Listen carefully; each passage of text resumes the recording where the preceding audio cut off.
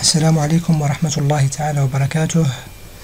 أحبتي في الله، تحية طيبة أشفها لكم عبر قناتي التي أتمنى الدعم والاشتراك فيها فضلا لا أمرا للتواصل والمتابعة وجلب ما هو مفيد ومسلي وأيضا صحي ومربح للجميع. قناتنا قناة متنوعة.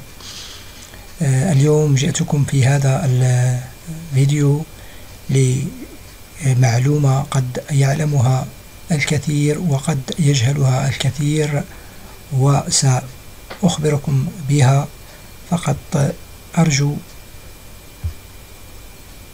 الاشتراك في القناة فضلا لا أمرا، كما سبق وأن ذكرت، لمواصلة المسيرة عبر هذه القناة وجلب كل ما يفيد بإذن الله.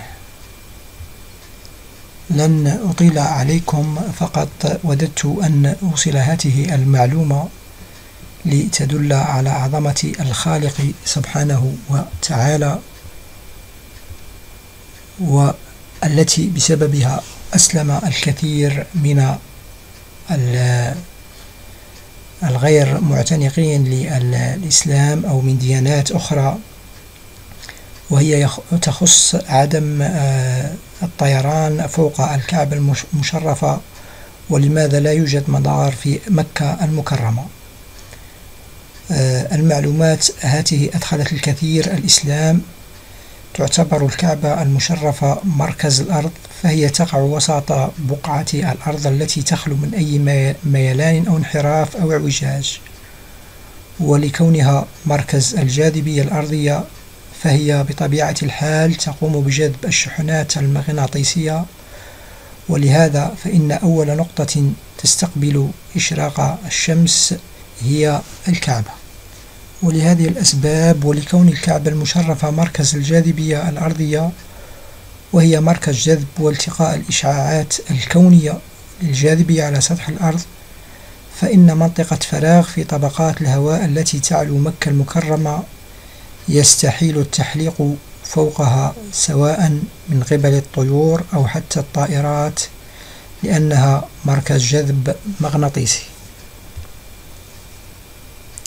وهذا ما يفسر أنه برغم كثرة الطيور بالكعبة إلا أنها تطير حولها وليس فوقها. والجدير بالذكر أن الكعبة المشرفة هي نور الأرض، حيث يخرج نور من الكعبة ويعبر الفضاء الخارجي إلى السماء، ويقال أن هذا النور يصل ويلتقي عند البيت المعمور في السماء، أي يتعامد مع بيت الله المعمور في السماء مع بيت الله الحرام في الأرض.